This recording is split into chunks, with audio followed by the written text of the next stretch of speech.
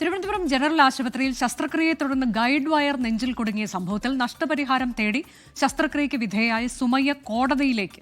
വീഴ്ച സമ്മതിച്ചതല്ലാതെ ആരോഗ്യമന്ത്രിയുടെ ഭാഗത്തുനിന്ന് ഒരു ഇടപെടലും ഉണ്ടായിട്ടില്ല എന്നാണ് സുമയ്യ പറഞ്ഞത്. 24 ആണ് സുമയ്യയുടെ ദുരവസ്ഥ ആദ്യം പുറം ലോകത്തെ അറിയിച്ചത്. ശസ്ത്രക്രിയയിലുണ്ടായ പിഴവിൽ ഗൈഡ് വയർ ശരീരത്തിൽ കുടുങ്ങിയ സുമയ്യ നീതി തേടി നിയമ നടപടിക്ക്. ജോലിയും നഷ്ടപരിഹാരവും ആവശ്യപ്പെട്ട് സുമയ്യ കോടതിയെ സമീപിക്കും. വീഴ്ച സമ്മതിക്കുന്ന സർക്കാർ പക്ഷേ നീതി ഉറപ്പാക്കാൻ ഒന്നും ചെയ്തില്ലെന്നാണ് പരാതി.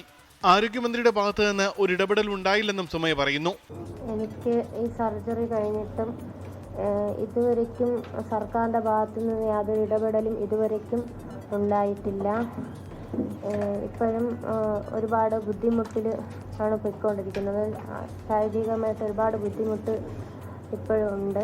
ഇതുവരയ്ക്കും സർക്കാരിൻ്റെ ഭാഗത്തു നിന്നും യാതൊരു ഇടപെടലും ഇതുവരയ്ക്കും ഉണ്ടായിട്ടില്ല. താനിപ്പോഴും ആരോഗ്യ പ്രശ്നങ്ങൾ നേരിടുന്നുണ്ടെന്നും സുമയ്യ. ഇടയ്ക്കിടയ്ക്ക് കാലിലിങ്ങനെ നീര് വരാറുണ്ട്, ശ്വാസമുട്ടും ഒക്കെ ഇപ്പോഴും ഉണ്ട്. ഇപ്പോഴും ഹോസ്പിറ്റലിൽ പോയിക്കൊണ്ടിരിക്കുകയാണ്. ശസ്ത്രക്രിയ നടത്തി 50 സെന്റിമീറ്റർ നീളമുള്ള ഗൈഡ് വയർ പുറത്തെടുക്കാൻ ശ്രമിച്ചെങ്കിലും പരാജയപ്പെടുകയായിരുന്നു. കോടതിയിൽ കുടുംബം നാളെ ഹർജി ഫയൽ ചെയ്യും. 24 തിരുവനന്തപുരം. ലോകത്തെവിടെയായാലും ഏത് സമയത്തും 24 വാർത്തകളും ഓഗ്മെന്റഡ് റിയാലിറ്റി പാക്കേജുകളും എക്സ്പ്ലെയിനറുകളും വിശദമായി കാണാൻ ഞങ്ങളുടെ യൂട്യൂബ് ചാനൽ നിങ്ങൾക്ക് സബ്സ്ക്രൈബ് ചെയ്യാം.